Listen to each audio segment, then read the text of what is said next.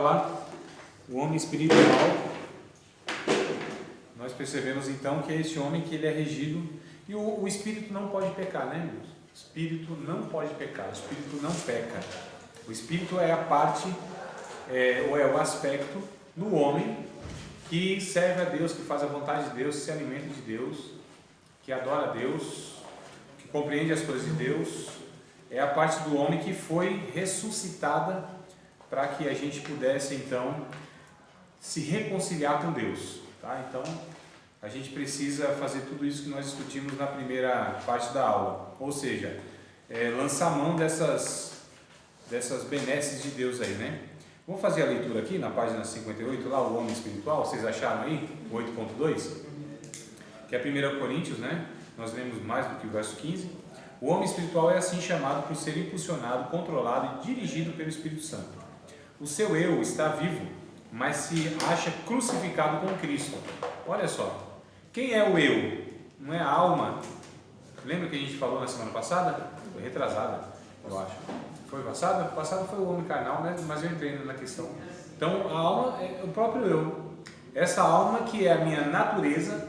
Se é a minha natureza, então a propensão que ela tem é de fazer a vontade do pecado que habita em mim. O pecado habita no ser humano.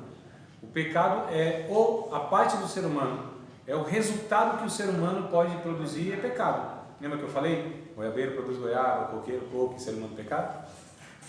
Lembra disso ou não? Sim. Falei. Então, isso, por favor, meu. E aí o que acontece?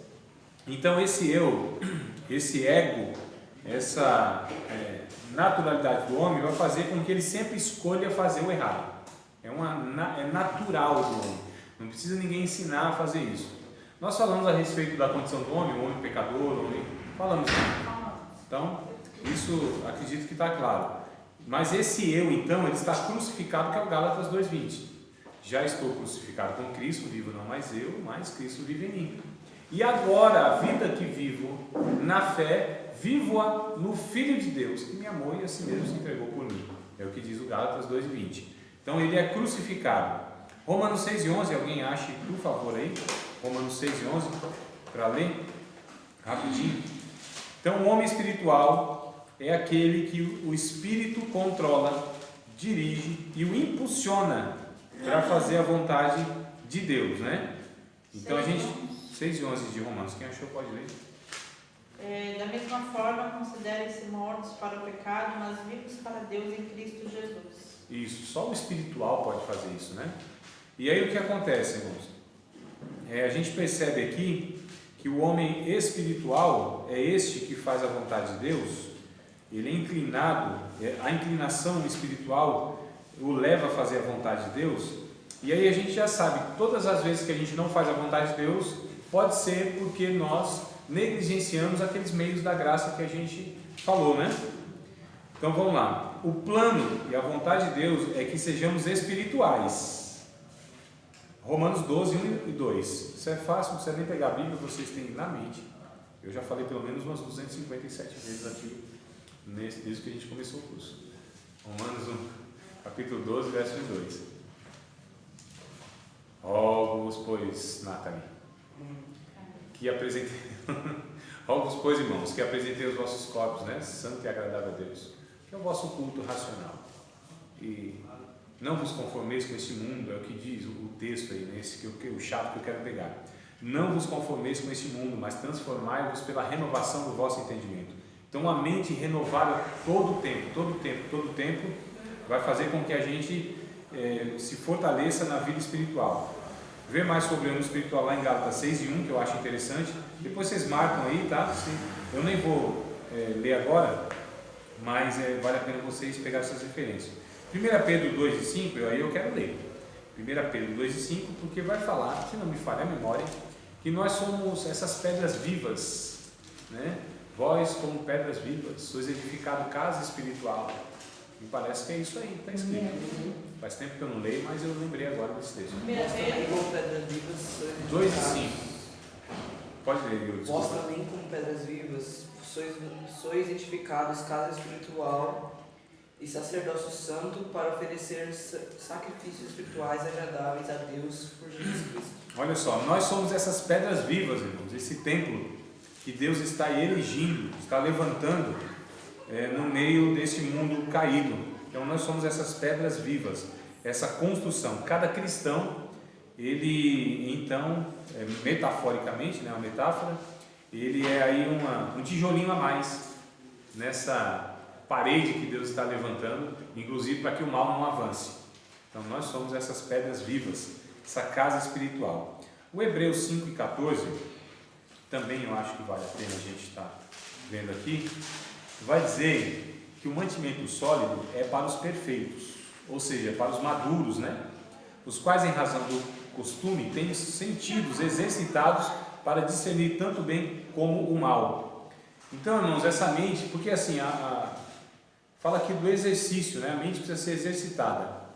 Tanto é que chama a faculdade, aliás, chama o lugar onde a gente estuda do quê? De faculdade, por conta que você exerce as faculdades, né? Visão, audição, então você exerce isso. Mas chamam também de academia, não é? Lugar, academia, estou falando da ginástica, estou falando da academia, referindo-se ao estudo, porque se exercita o cérebro, o pensamento. Então o texto vai dizer aqui que os maduros, aqueles que estão crescendo em Cristo, eles têm exercitado, né, os sentidos exercitados para discernir tanto o bem quanto o mal. Olha que coisa interessante. E aí a gente volta para 1 Coríntios capítulo 2, que o espiritual discerne bem tudo. De ninguém ele é discernido, mas ele discerne bem tudo. Ele distingue, ele vê claramente as coisas erradas.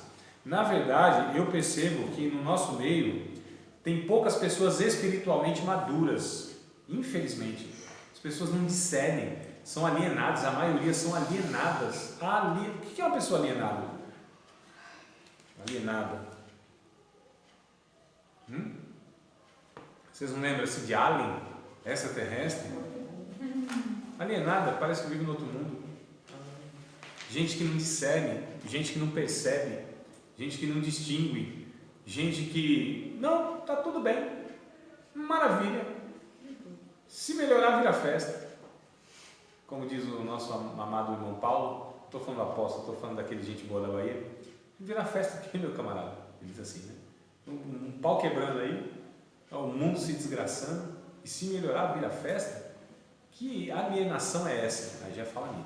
Que alienação é essa, né? Que a gente vê que não está tudo bem e a igreja está tudo certo. Pessoas assim, uma santa ignorância, não sei nem se é santa, né?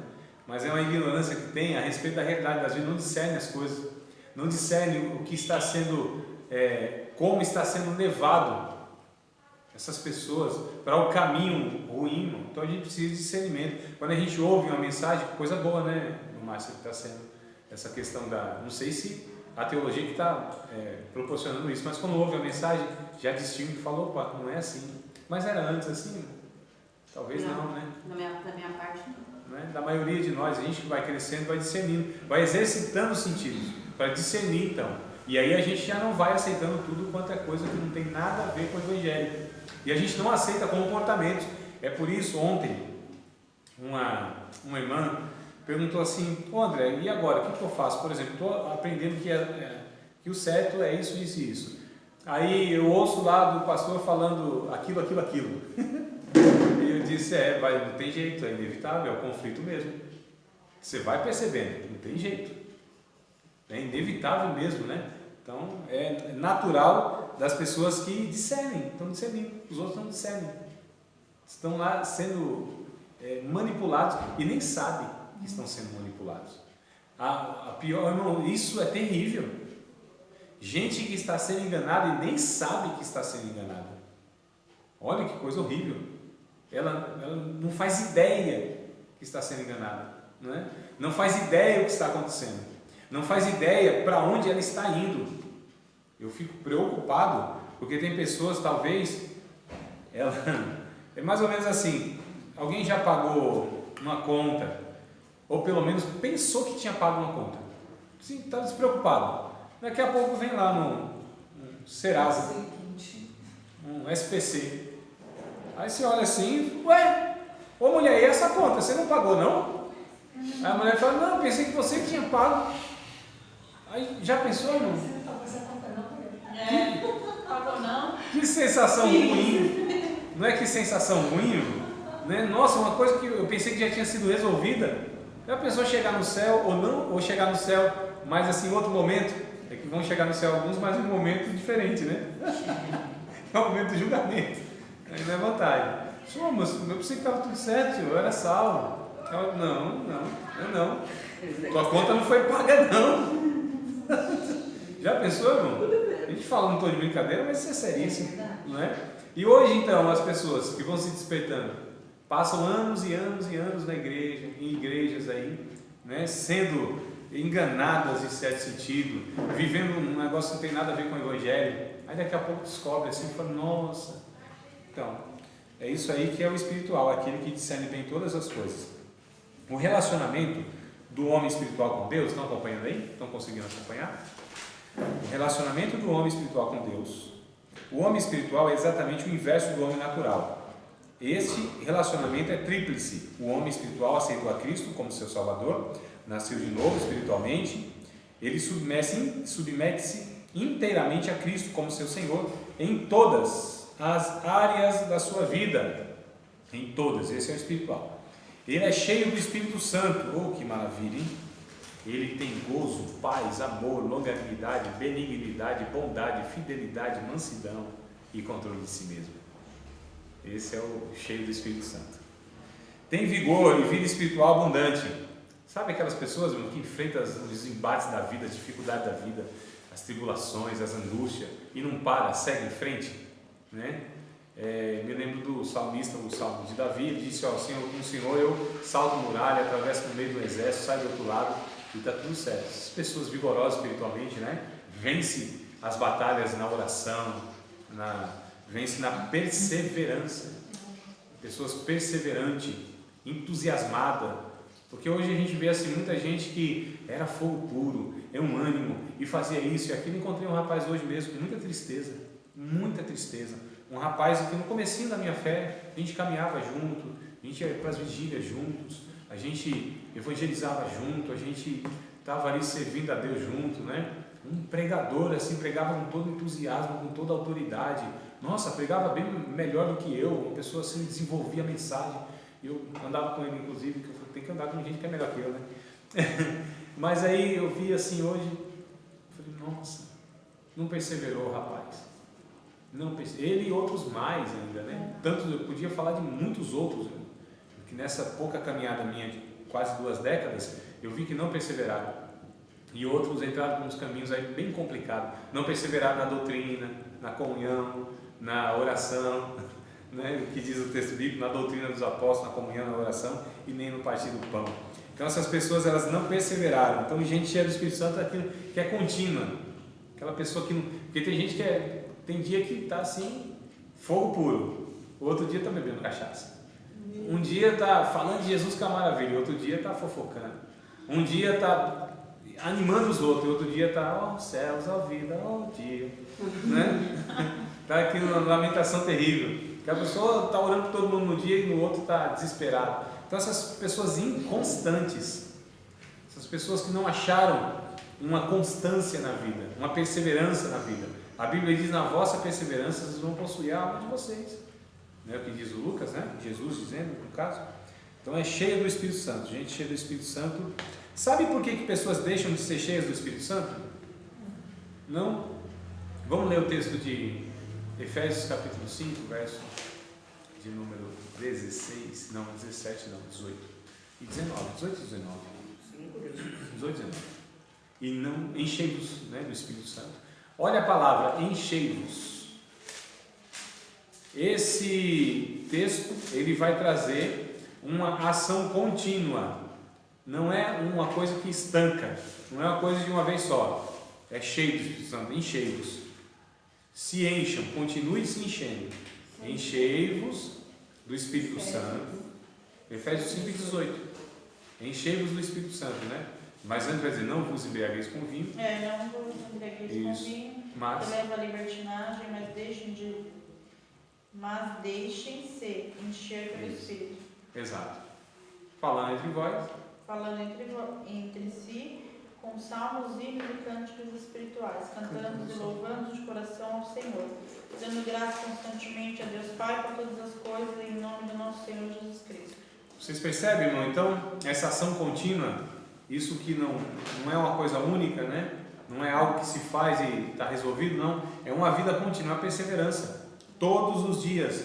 Aí lembra do que eu falei na primeira parte? Todo dia, vida de oração. Todo dia, reflexão bíblica. Todas as vezes que a gente pudesse reunir com os irmãos para adorar a Deus. É verdade. Não é algo, irmãos, que a gente... Porque as pessoas vão deixando as coisas.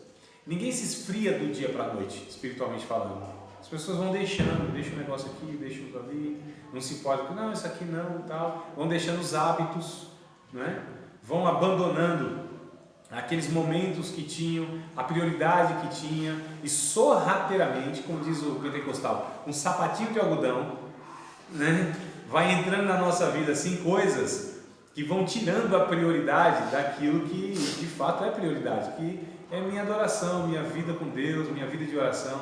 Nada substitui essas coisas, nada, né? É um conjunto, não é uma coisa que pode substituir. E se eu orar bastante e não ler a palavra? E se eu ler e estudar bastante a palavra e orar menos? Não é uma coisa, não tem uma coisa mais importante do que a outra.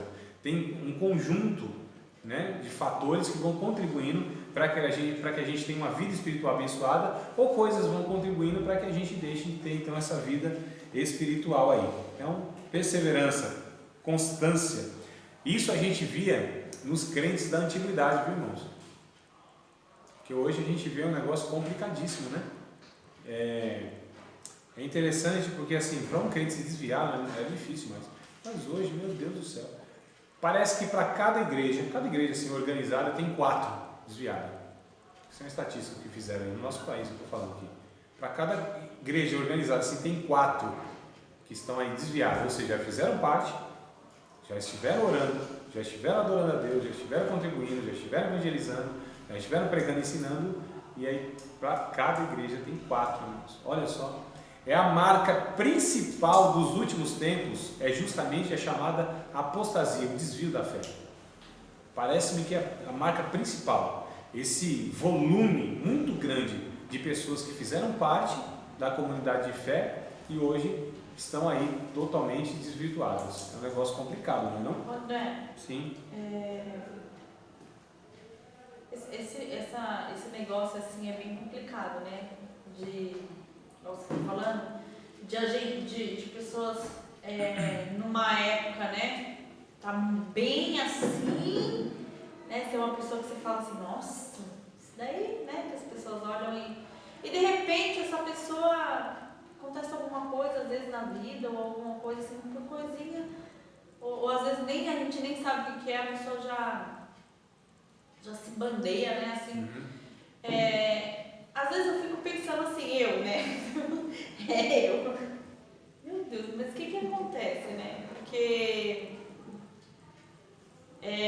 a gente vê assim, parece que ainda mais hoje a gente conhecendo, assim, estudando um pouco mais a fundo, né? E aí até mesmo daquilo que você falou de que tantas pessoas estão sendo enganadas sem saber que são enganadas, parece que a pessoa nunca na verdade mesmo conheceu mesmo, né? Parece que foi uma coisa assim superficial, né? Eu fui e tal, mas assim no interior mesmo, assim, lá dentro, porque a gente hoje, né? Tô falando assim, vamos falar de mim. Hoje a gente passa por luta, alguma coisa assim que isso né? Todo mundo passa. Mas assim, existe algo dentro de mim que não me deixa, que assim, às vezes eu até falo, esse negócio eu não vou fazer, mas algo de repente opa, peraí, parece que há uma coisa dentro de mim que não me deixa fazer isso, né? Entendi. Não me deixa ter, assim, eu penso, mas ao mesmo tempo eu mesmo já me arrependo do pensamento que eu tive, porque já não é mais pra mim, já vem aquela coisa, já não é, você tá sendo um egoísta, vamos supor, porque como se não fosse, e aí eu fico pensando assim, meu Deus, mas o que acontece, né? Porque tem gente que, até comentei com a Vera essa semana, a vem no domingo na igreja, louva, né? Vai, fala, aí vai na frente, às vezes quer falar até algo de Deus para quem está aqui, tipo assim, tem que ser assim, mas ou faz isso, a gente tem que ser, Quando é no outro dia, a pessoa tá na frente de um bar, tá fumando, tá não sei o que, falando, meu Deus, mas Não existe uma constância, assim, há casos e há casos, há muitas ocasiões, mas, por exemplo, quando você fala assim, de repente, eu acredito que não há esse de repente.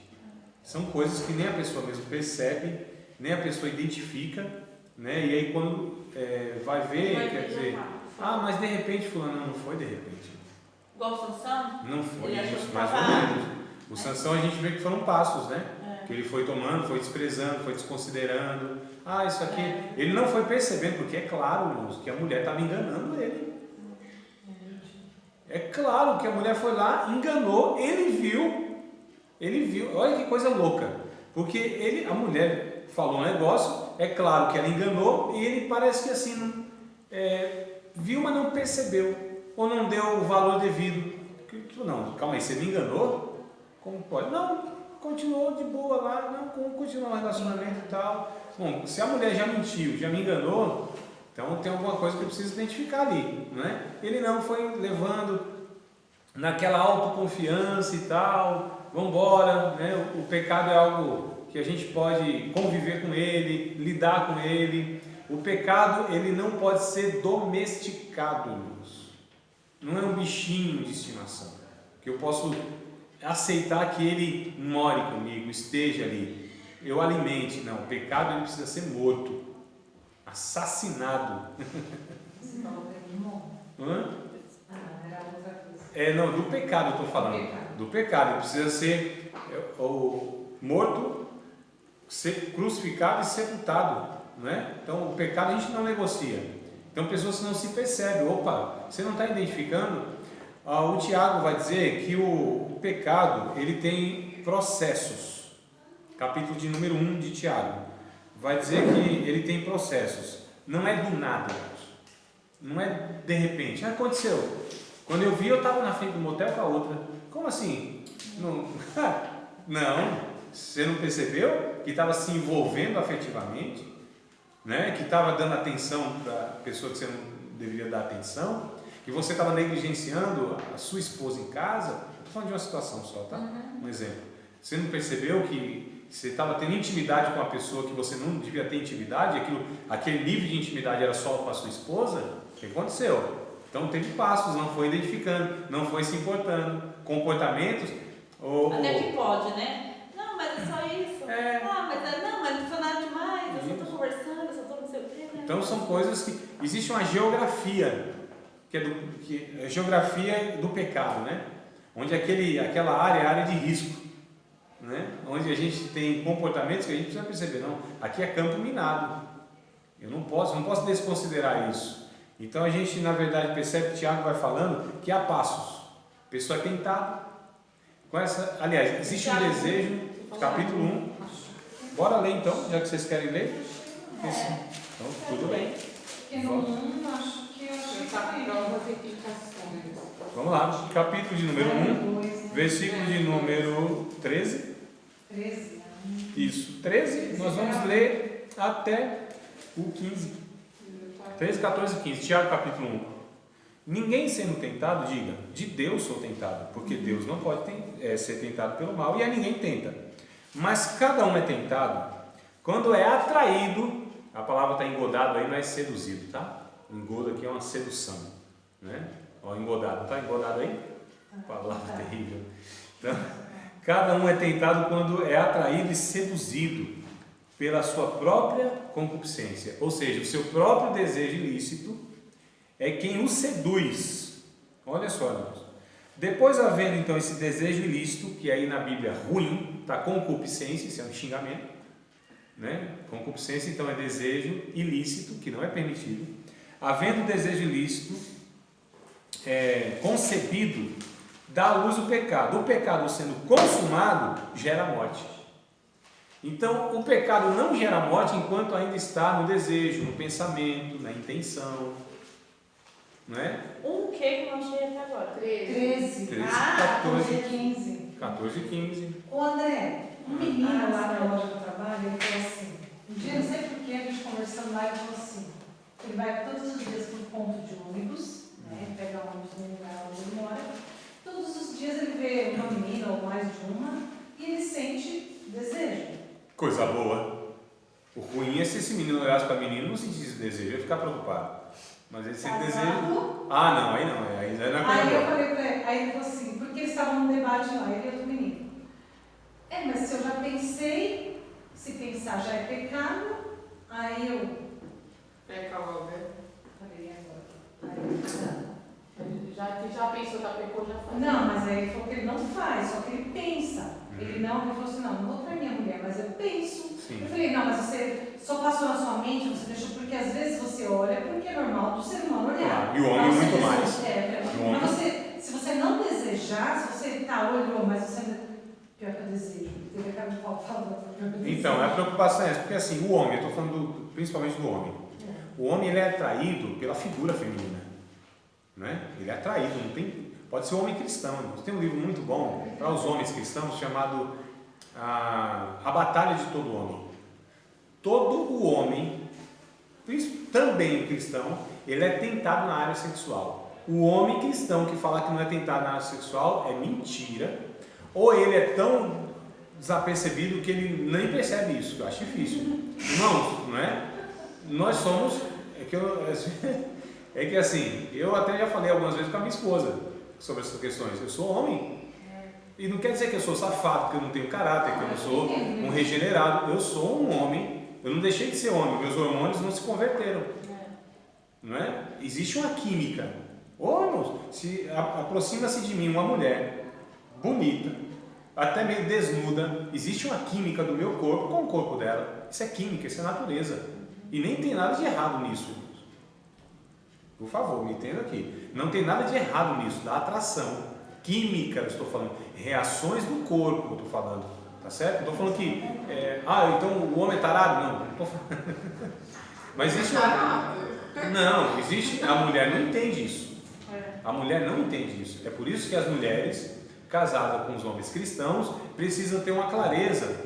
Porque mulher, eu sei que é meio desesperada mesmo nesse negócio, né? Pensa que o homem, porque é cristão, é seu marido. Não. E é natural. Não bate no cidadão, não. Ajuda ele.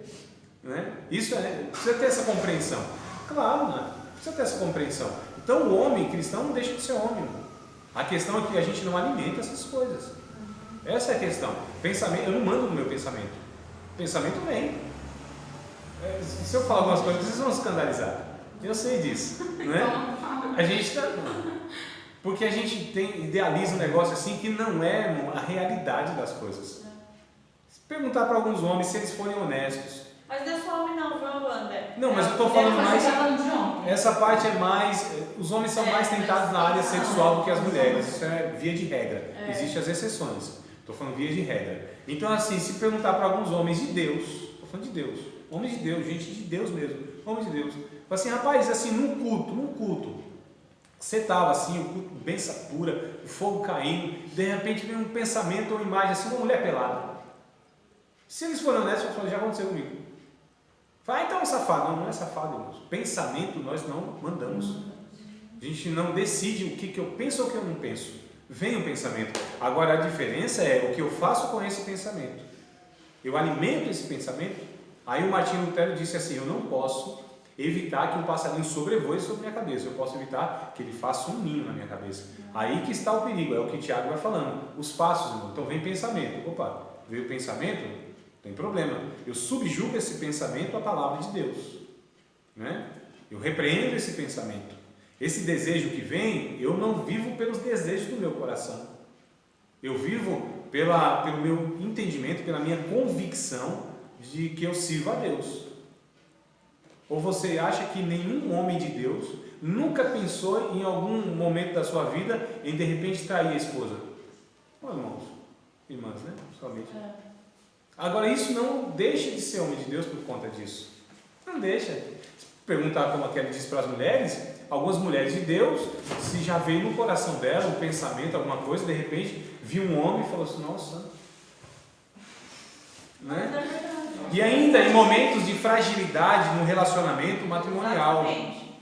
Quando lá o marido é um bruto, não está entendendo a mulher, não está cuidando da mulher, não dá conta, não estou falando só da questão sexual, que a mulher lida com isso muito melhor do que os homens.